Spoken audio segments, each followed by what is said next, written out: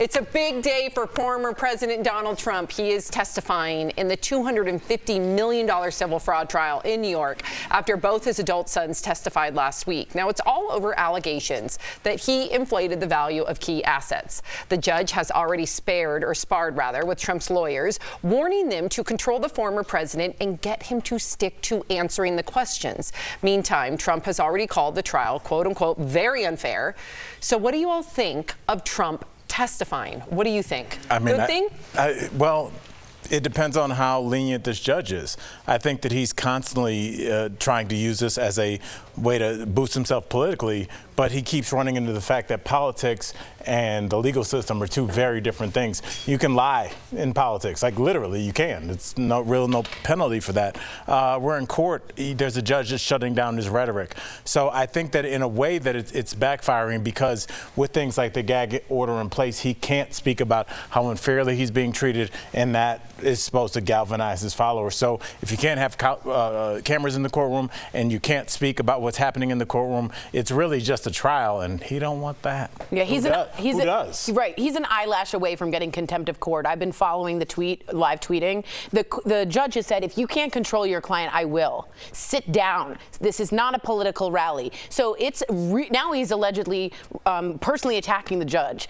All of this, none of his lawyers would have wanted. Take the fifth or don't testify. It's a narcissistic move. Are you changing because earlier you thought that Trump would be able to run all over this judge? Right. I really like this judge, is what I'll say. Okay. Better than some moderators of some Republican debates. All right. Now he has more power as well for contempt of court. Interesting. Okay, so meantime though, check this out. New polls show that Trump is beating President Biden in 5 of 6 key swing states. He's leading in Nevada, Georgia, Arizona, Michigan, and Pennsylvania. But Biden does have a slight edge in Wisconsin. The core of Trump's strength, according to this poll, seems to be the perception that he is better at managing the economy. But the poll did show some voters appear ready to turn on Trump if he is convicted. Meantime, the chief political strategist for former President Obama is questioning if Biden should even run, tweeting, quote, if Biden continues to run, he will be the nominee of the Democratic Party. What he needs to do is to decide whether that is wise, whether it's in his best interest or the country's. So what do we all think? And should, in your opinion, Jeff, President Biden drop out or not? And do you think that voters will turn on Trump if he is convicted? I think if you're a Trumper, you're a forever Trumper, right? So that's what I think. And do I think Biden should resign? I do. Because I'm feeling it, right? And again, everyone has their own political agenda. I don't take into account polls. I don't really surveys, polls. I think they're skewed for whatever they want people to believe. I don't know how much weight I put into that. But for me, Biden, it's fine. He did a great job, but it's time for him to step down now. I'm feeling it with the economy. I'm feeling it at the gas pump. I'm feeling it at the grocery store. That's something I could feel, right, and experience. I don't think he's doing a great job stepping up.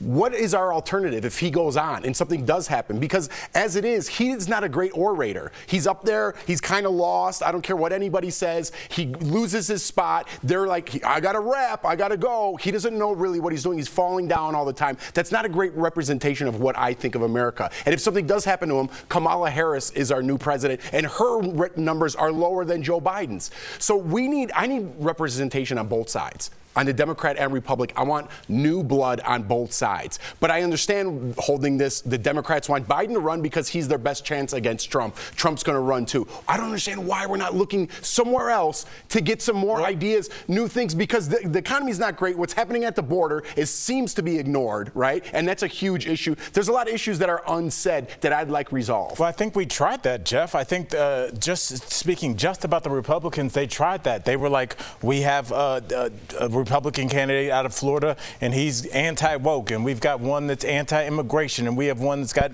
new policies on the border. We have Nikki Haley, who's got this vast political experience, and she's also, anti-abortion. They tried all those, and we saw the numbers.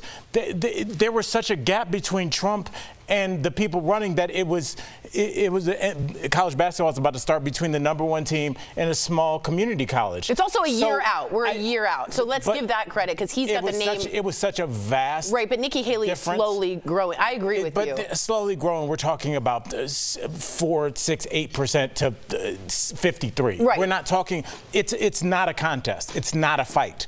And so we keep saying we want new blood, but then the Republicans were like, here are 8 different kinds of new blood, and nobody wanted it. So what do we want? What do we say we want, and what do we want? And I'm just talking about the Republicans, which I am not. Right. But I'm always curious about, like, what do people say and what do they want? Here's what's behind the scenes in a speculative way, a theory that I hope is happening. I hope that David Axelrod, who's very close with Obama, talked and spoke and said, he's slipping, Joe's slipping. There's not enough he can do to beat Trump. Behind the scenes, again, a theory that there's a shadow campaign going on where they give Biden, with this tweet and starting the conversation like we're doing, a chance to bow out with grace, with dignity for all he has served, and have someone else step up. Now, who might that be? We've seen Gavin Newsom everywhere on Fox town halls, on Sean Hannity, Gretchen Whitmer of Michigan, Jared Polis of Colorado, Jasmine Crockett as a new congresswoman. At some point, there has to be a plan B. And behind the scenes, I'm hoping that perhaps they're seeing the switch and maybe, I don't know if it's likely, a shadow campaign is coming up. And he's going to step down. That's a big risk. It really is. And I don't know if it'll happen. It's a theory behind the scenes. That's all it is. I hope you're right, Tori. I really do. Just my personal opinion.